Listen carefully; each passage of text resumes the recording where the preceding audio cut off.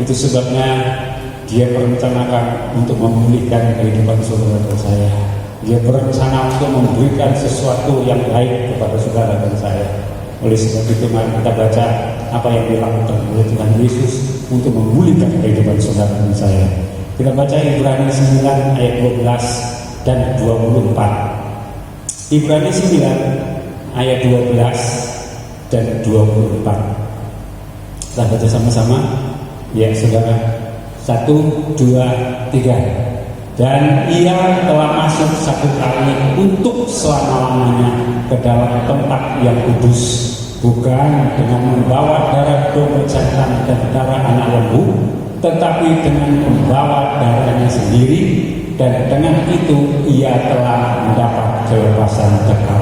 24. Sebab Kristus bukan masuk ke dalam tempat kudus buatan tangan manusia, yang hanya merupakan gambaran saja dari yang sebenarnya, tetapi ke dalam surga sendiri untuk menghadap hadirat Allah guna kepentingan kita.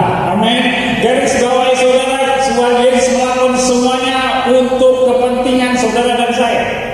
Sehingga pada pagi ini dia betul-betul membawa darahnya sendiri satu kali untuk masuk ke tempat kudus, yaitu ke surga sendiri, supaya saudara dan saya boleh benar-benar diterima di hadapan Allah kita. Nah saudara, itu yang dilakukan oleh Yesus, dan kita pada pagi ini melihat satu kebenarannya, ya. Saudara, ketika Allah menciptakan manusia, punya tujuan enggak kira-kira Allah itu? Saya pasti merasa Allah itu punya tujuan. Sama dengan saudara juga, kalau beli baju punya tujuan enggak? Punya, ya kan? Supaya kita tampil lebih bagus. Saya memperhatikan juga seragam, kalau seragam Natal gitu ya, ibu-ibu bagi seragam, walaupun warnanya disepakati sama, motifnya sama, tapi tetap masih dirombak di tukang jahit. Loh, saya perhatikan ya, mungkin yang urus, ini modelnya banyak rempelnya, cocok buat saya, sehingga saya kelihatan lebih berisi gitu ya. Tapi yang agak endut gitu ya, waduh, kok ada rempelnya, hari ini tambah gede kalian tuh di roba lagi. Nah saudara, setiap orang itu punya tujuan, pasti saya yakin. Apapun yang dibelinya, apapun yang diperbuatnya, selalu punya tujuan yang pasti. Demikian juga Allah. Saudara punya tujuan ketika menciptakan saudara dan saya. Nah, apa tujuan Allah itu? Supaya kita bisa bersekutu dan berhubungan dengan Allah. Hanya saudara dan saya yang diciptakan berbeda dengan yang lainnya. Malaikat diciptakan dari barang yang lain, material yang lain, tetapi tidak pernah disebutkan bahwa malaikat diciptakan dari hembusan nafas Allah. Ya, saudara, perhatikan betul-betul. Ya, tetapi manusia diciptakan dari karya Allah, kemudian nafas Allah dihembuskan ke dalam kehidupan manusia, maka hiduplah manusia. Berbeda. Itu sebabnya Allah punya tujuan supaya kita bisa berhubungan dengan Allah, menikmati kasihnya dan segala fasilitasnya yang Allah sediakan di tanah Eden. Jangan lupa, segala fasilitas itu Allah sediakan. Pada waktu itu onak duri dan peluh belum mereka kenal. Saudara, apa yang dicatat dalam Alkitab saudara paham onak dan duri dan peluh? Onak duri saudara tahu? Onak duri, onak itu memang tumbuhan yang berduri, dan duri itu yang kita tahu duri. Nah, itu paling tidak enak ya kalau kena kita. Satu kali Pak Edi semangat nanam pohon di depan gereja di taman itu, tentang yang durinya hijau. Nah, memang indah, itu juga tahan cuaca panas. Ya, semangat tanam bawa banyak. Lama-lama Pak Edi suka bersihin di situ tanpa sadar kalau bergerak ketok durinya saudara. Nah, akhirnya dikurangin sedikit. Saya lihat duri itu paling tidak enak saudara. Dengan kata lain, kenapa Alkitab memperkenalkan onak duri dan peluh? Duri itu melambangkan penderitaan, macam-macam, sakit. Sehingga Allah memperkenalkan kepada manusia. Dulu di tangan Eden mereka belum pernah kenal onak dan duri dan peluh. Peluh ini berbicara mengenai apa sih? Perjuangan kita, usaha yang sungguh sangat keras dalam kehidupan kita, hidup yang penuh tantangan. Kita berpeluh untuk mempertahankan kehidupan kita. Nah saudara, itu yang menjadi tujuan Allah di dalam kehidupan saudara dan saya. Nah sekarang pertanyaannya, tapi kenapa hidup saya jadi begini Pak? Nah saudara, sebelum mereka dulu memang belum mengenal itu tujuan Allah menciptakan manusia. Namun sayang, manusia tidak bisa mempertahankan kondisinya untuk hidup di dalam kasih Allah dan fasilitas yang Allah sediakan begitu rupa. Dia tergoda oleh iblis dan jatuh ke dalam dosa. Maka terpaksa Allah dengan sangat sedih membuang manusia keluar dari Taman Eden. Kapan manusia mengenal onak dan duri sudah? Menurut Alkitab kapan kita Eden? Kita tadi katakan tidak, tapi di mana? Setelah manusia jatuh ke dalam dosa. Ingat, onak duri dan peluh dikenal manusia saat manusia sudah jatuh ke dalam dosa. Mari kita baca di dalam Kejadian 3 ayat 18 sampai 19. Ya, kita akan baca sama-sama. Iya, 2, 3. Semak duri dan rumput duri yang akan dihasilkannya bagimu, dan tumbuh-tumbuhan di padang akan menjadi makananmu. Dengan berpeluh engkau akan mencari makananmu sampai engkau kembali lagi menjadi tanah, karena dari situlah engkau diambil, sebab engkau debu dan engkau akan kembali menjadi debu. Seperti itu setelah kita jatuh di dalam dosa, maka manusia mulai mengenal semak duri, rumput duri, peluh. Tetapi pertanyaannya, ketika saya bertanya, Tuhan kenapa engkau memberikan semak duri dan rumput duri bagi manusia? Mungkin kita juga bertanya seperti itu. Katanya kita disuruh menikmati kasih Tuhan.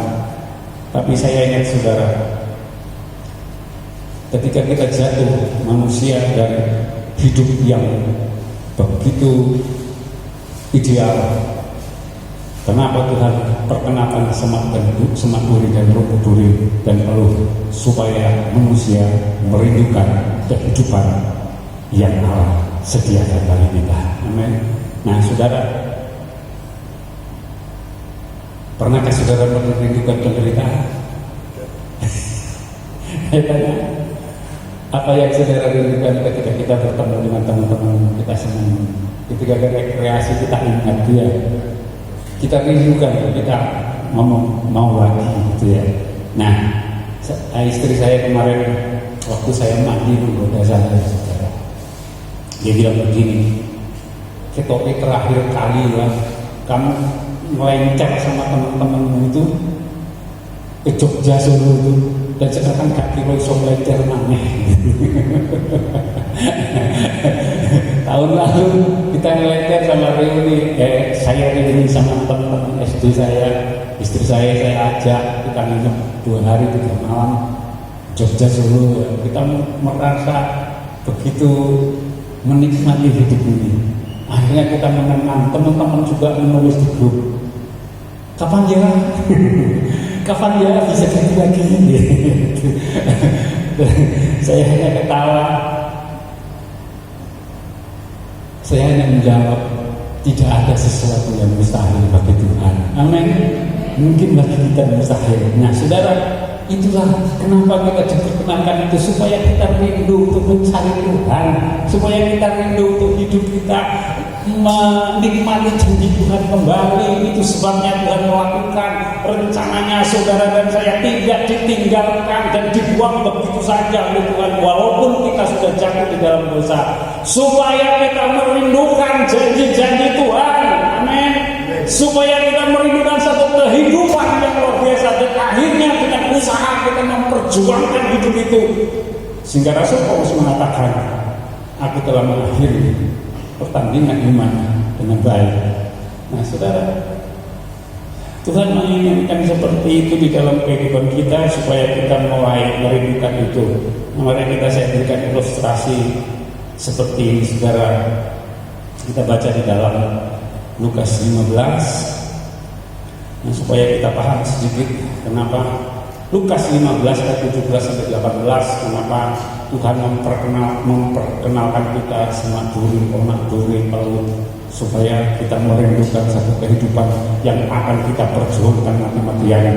Nah, sementara Tuhan mengerjakan keselamatan di dalam kehidupan kita. Amin.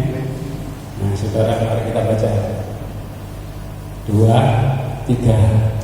Lalu ia menyadari keadaannya, katanya, betapa banyaknya orang upah Bapakku yang berlimpah-limpah makanannya, tetapi aku di sini mati kelaparan. Aku akan bangkit dan pergi kepada Bapakku dan berkata kepadanya, Bapa, aku telah berdosa terhadap surga terhadap Bapa.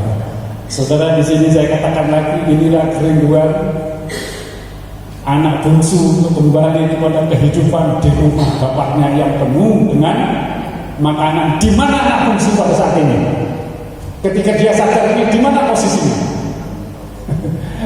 Di perantauan, di kandang babi, dan dia mau makan saja tidak bisa makan.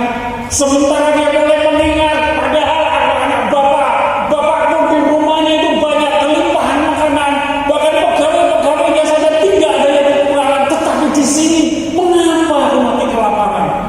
Maka dia memutuskan untuk merindukan itu, untuk kembali kepada bapaknya. Amin. Nah, saudara, di situ Tuhan memperkenalkan anak dulu dengan tujuan supaya saudara memperjuangkan betul-betul kehidupan kekal saudara yang penuh dengan kemuliaan. Amin. Jangan pernah ditukar dengan apapun juga, karena kehidupan itu sungguh-sungguh kehidupan yang luar biasa, yang mempunyai kualitas yang tinggi. Nah, dia tetap berencana walaupun kita sudah jatuh.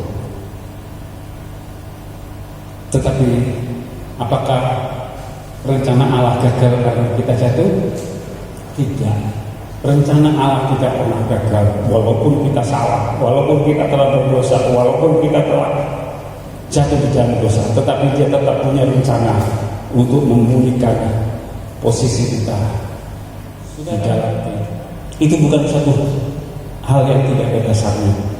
Ada dasarnya, karena Yesus sendiri, Allah itu sendiri berinkarnasi, turun ke dunia untuk menjadi manusia, dan dia mati di salib untuk menebus dosa saudara dan saya. Maka dengan demikian posisi saudara dan saya sudah dipulihkan.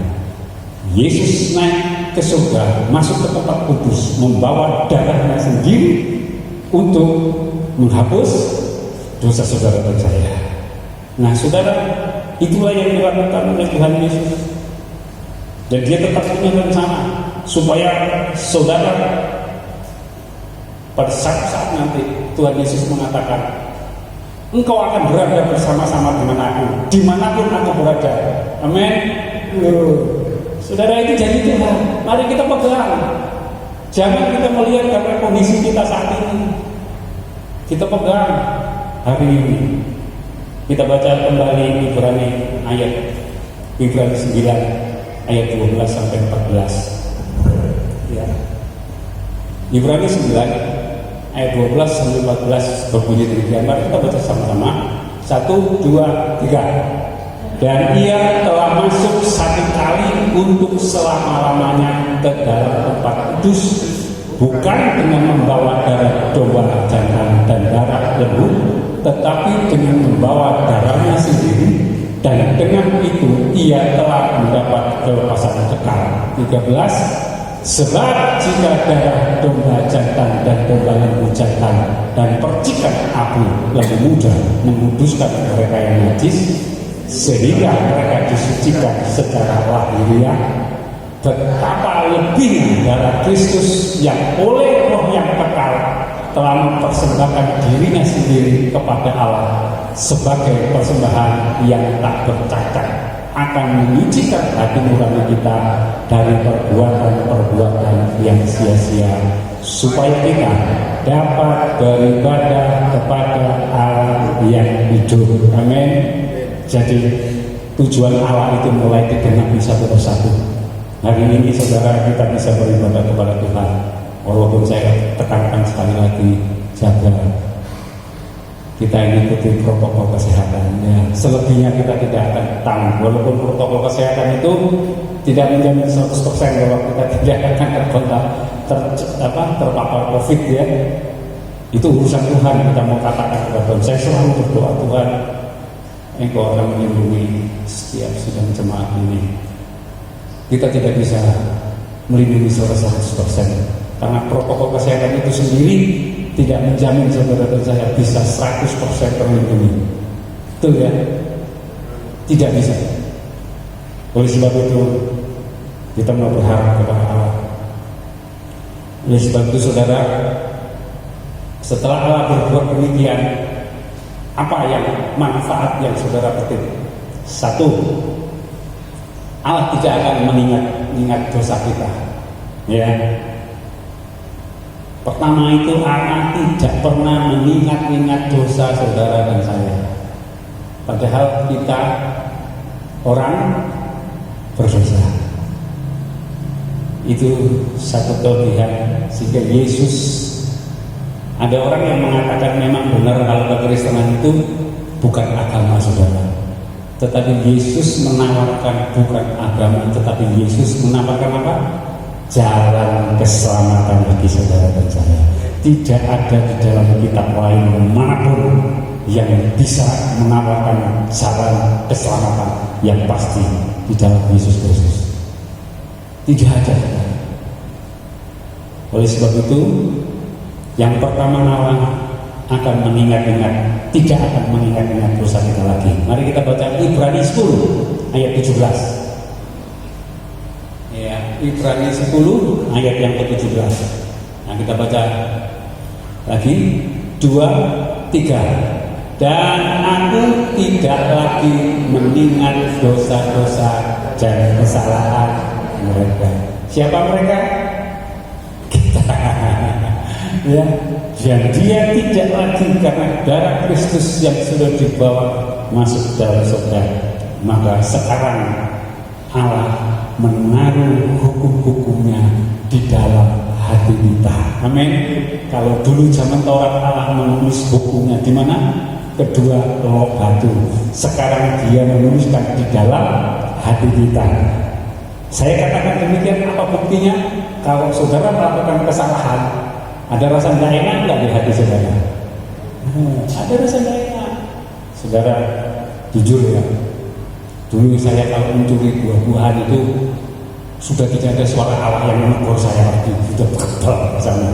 Dulu saya muda ya, dulu saya kan zaman dulu kalau saya muda itu zaman orang kelaparan, nggak ada kue kayak sekarang, nggak ada makanan yang kayak sekarang. Waktu saya remaja kira-kira usia 13 sampai 14 tahun, saya melihat mangganya Pak Dokter pada waktu itu di desa saya. Mangga gadungnya menggiurkan. Lalu jelas kalau diminta dari dikasih ya. Malam-malam saya nyolong sama teman-teman, makan enak padahal itu rasanya nikmat ya. Setelah saya dewasa, setelah saya sudah terbiasa dengan firman Allah, setelah saya melayani Allah, sekarang saya memakai kembang itu dengan orang lain itu. Rasanya sudah ada teguran di sini, di sini sudah ada rambu-rambu. Padahal saya kepingin, menetik situ aja yo, gak jebol, cakoyak-koyak. Sudah ada rambu-rambu di sini. Lah itu kan mencuri. Saudara-saudara, akhirnya saya buang kebiasaan itu, dan saya membeli kembang, kecuali ada orangnya saya minta. Nah itu kan jelas ya. Tapi kalau mencuri sudah tidak enak, saudara. Walaupun itu cuma kembang gitu ya. Nah, tapi sudah ada ragu-ragu. Di situ saya mulai menyadari, oh Tuhan, Engkau dengan Roh Kudus itu telah menaruh buku itu di dalam hati saya, sehingga kalau saya menabraknya ada rasa yang aduh gak enak, kita bergumul gak enak rasanya ya. Nah saudara, itu satu bukti bahwa Allah itu telah menaruh buku-bukunya di dalam kehidupan saudara dan saya. Yang kedua, Allah punya rencana untuk memakai kita sebagai alatnya untuk ambil bagian dalam pekerjaan Tuhan dengan segala kekurangan dan kelebihan kita. Allah ingin memakai saudara dan saya. Minggu kemarin dikatakan oleh istri saya, Ibu Gembala, Tuhan bisa memakai siapa saja walaupun penuh dengan segala kekurangan. Istri saya bilang, pensil kalau di tangannya atau di tangan saya yakin tidak akan bisa membuat banyak, kecuali paling menulis. Tapi di tangan seorang ahli pelukis, pensil itu berubah menjadi sesuatu yang luar biasa. Dan pelukis ini tidak akan pernah bisa membuat sesuatu yang luar biasa tanpa pensil.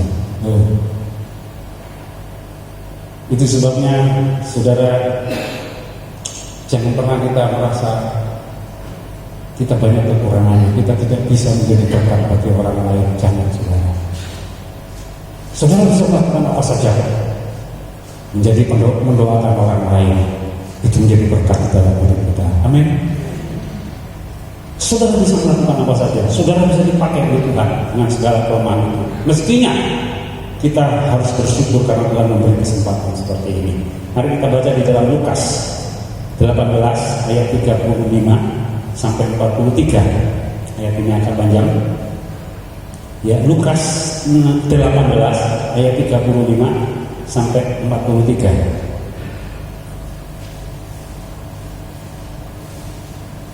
Mari kita baca di situ. 1, 2, 3.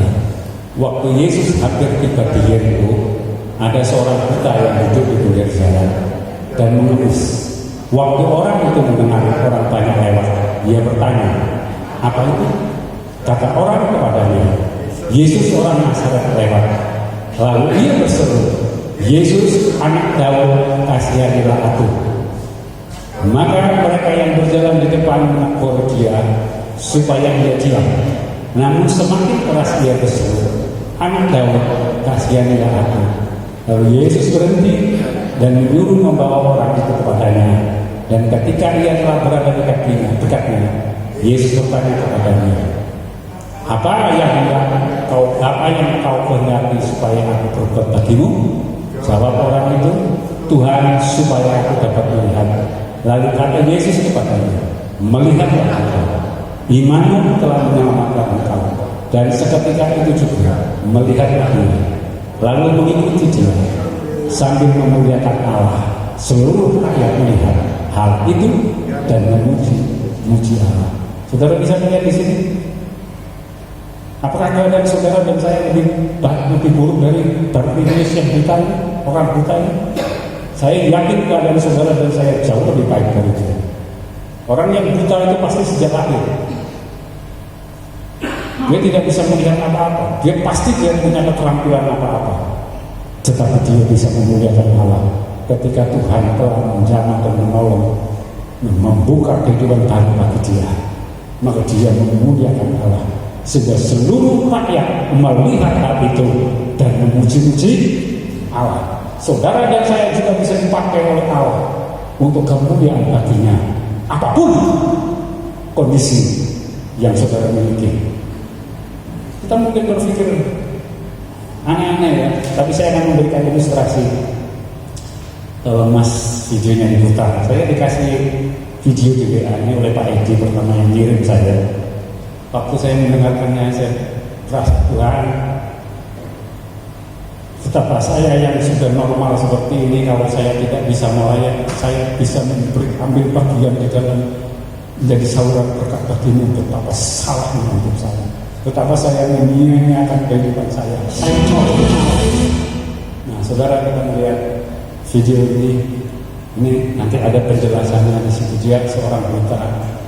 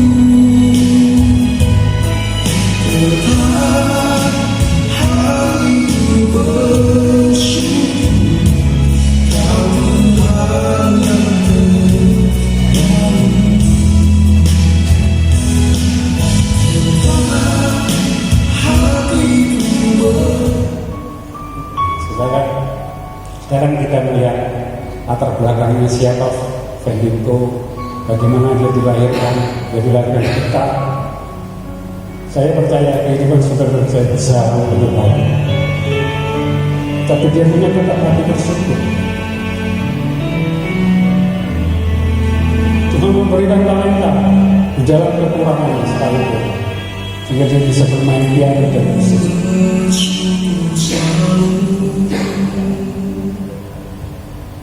Dalam kelemahanku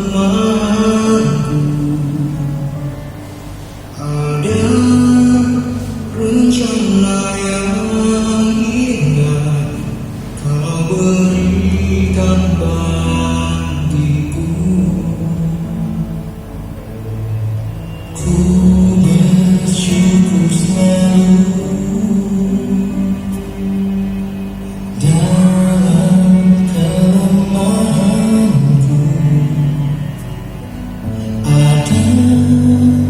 rencana yang indah Kau berikan bagiku. Saat keadaanku tak sejalan denganku,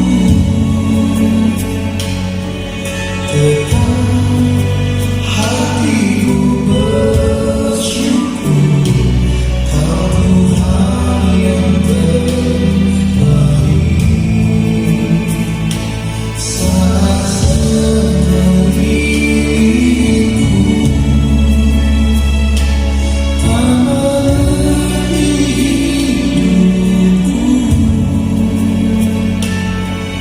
tetap hatiku bersyukur. Kau Tuhan yang terbaik.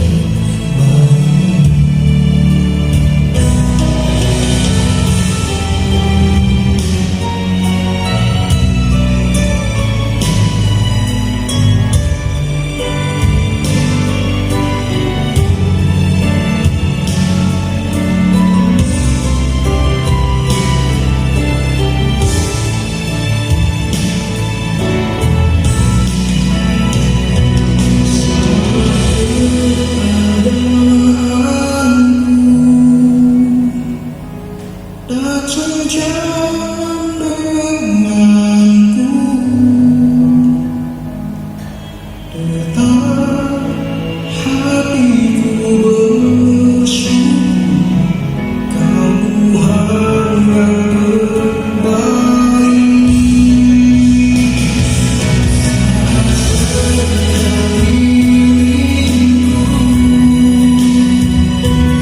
Tak mengerti hidupku,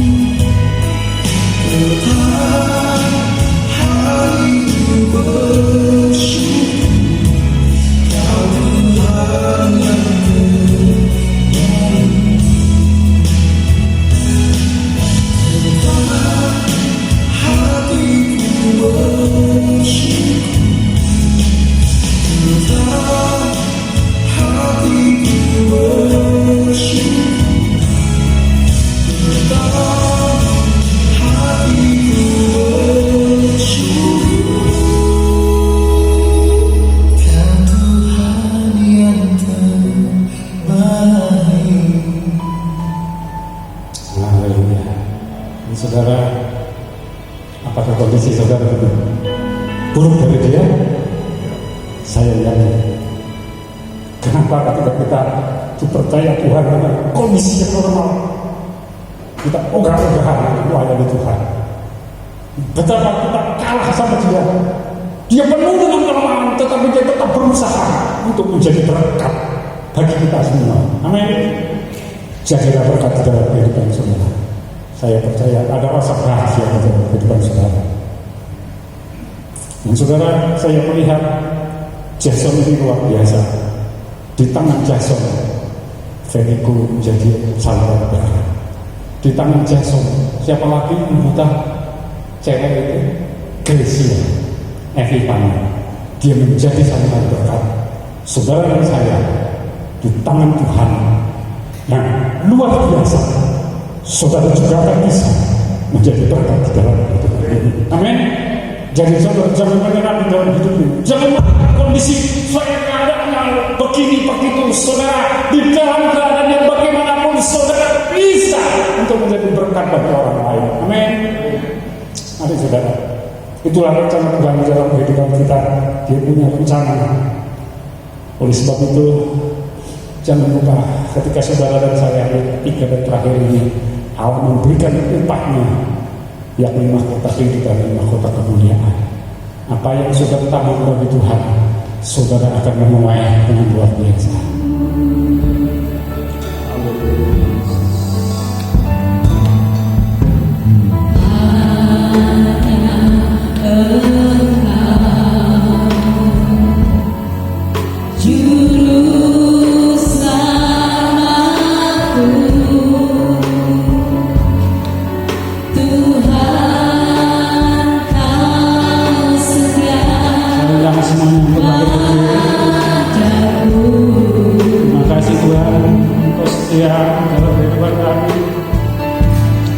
Terima kasih Tuhan.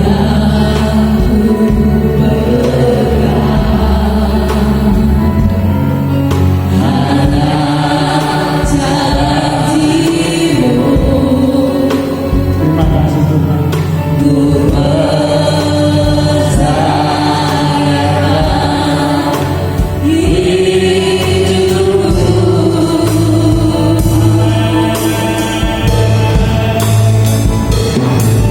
Serta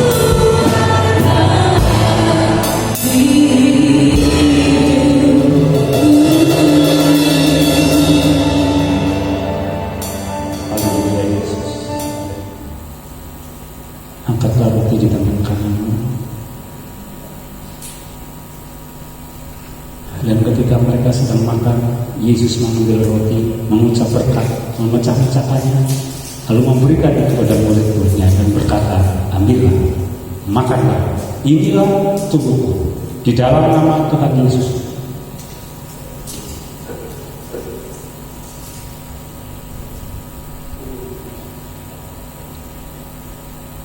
Haleluya Yesus.